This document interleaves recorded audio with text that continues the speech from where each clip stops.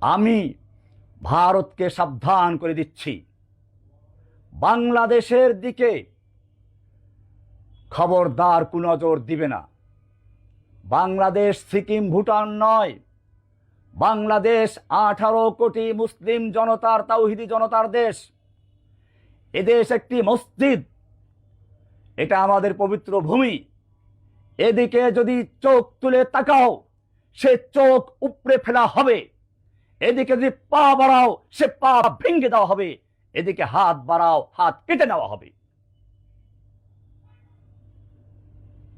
যদি বাংলাদেশের দিকে এক পা বাড়াও, আমরা সেভেন সিস্টারকে বলে দেব, চায়নাকে বলে দেব, চিকেন নেক বন্ধ করে দাও।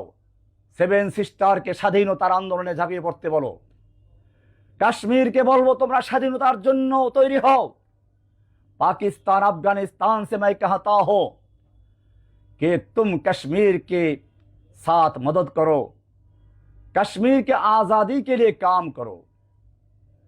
আমরা পশ্চিমবঙ্গের মমতা ব্যানার্জিকে বলবো, আপনি বাংলাকে মোদির রাজত্বের থেকে মুক্ত করে স্বাধীনতা ঘোষণা করুন।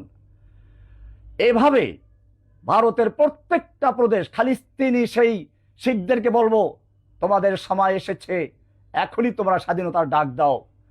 সারা অঞ্চল থেকে এই হিন্দুত্ববাদী আন্দোলনকে ধ্বংস করে দিয়ে, ভারতকে টুকরো টুকরো করে দিয়ে ইনশাআল্লাহ এই তাওহিদি জনতা দিল্লির মসনাদ পর্যন্ত আবার দখল করবে।